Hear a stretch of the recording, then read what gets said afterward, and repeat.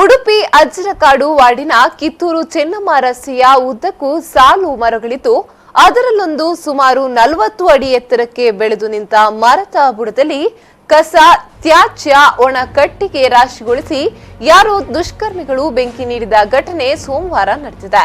ಅಗ್ನಿ ಜ್ವಾಲೆಗೆ ಮರದ ಬುಡಭಾಗವು ಹೊತ್ತಿ ಉರಿಯುತ್ತಿದ್ದು ಮರ ಬದುಕುವ ಸಾಧ್ಯತೆ ಕಡಿಮೆ ಇದೆ ಎಂದು ತಿಳಿದು ಬಂದಿದೆ. ಅದೇ ರಸ್ತೆಯಲ್ಲಿ ಬೈಕ್ನಲ್ಲಿ ಹಾದು ಹೋಗುತ್ತಿರುವ ಸಂದರ್ಭದಲ್ಲಿ ಉಡುಪಿಯ ಸಾಮಾಜಿಕ ಕಾರ್ಯಕರ್ತರಾದ ನಿತ್ಯಾನಂದ ಒಳಕಾಡು, ತಾರನಾಥ್ ಮೇಸ್ತ ಶಿರೂರು ಅವರು ಮರ ದಹಿಸಲ್ಪಡುವ ದೃಶ್ಯವನ್ನ ಗಮನಿಸಿದ್ದಾರೆ. ತಕ್ಷಣ ಅವರು ಸನಿಹದ ಮನೆಗಳಿಂದ ನೀರು ತಂದು ಬೆಂಕಿಯನ್ನ ನಂದಿಸಿ ಮರವನ್ನ ರಕ್ಷಿಸಿದ್ದಾರೆ. ದುಷ್ಕೃತ್ಯವನ್ನ ಅವರು ಬಲವಾಗಿ ಖಂಡಿಸಿದ್ದಾರೆ.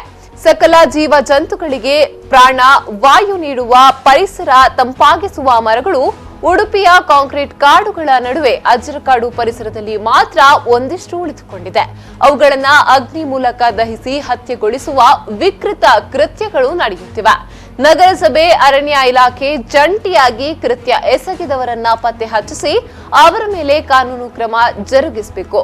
ಇಂತಹ ಪರಿಸರ ವಿಘ್ನಗೊಳಿಸುವ ಕೃತ್ಯಗಳು ಮರುಕಳಿಸದಂತೆ ಎಚ್ಚರ ವಹಿಸಬೇಕು ಎಂದು ಸಾಮಾಜಿಕ ಕಾರ್ಯಕರ್ತರಾದ ನಿತ್ಯಾನಂದ ಒಳಕಾಡು, ತಾರನಾಥ್ ಮೇಸ್ತ ಶಿರೂರು ಅವರು ಆಗ್ರಹಿಸಿದ್ರು.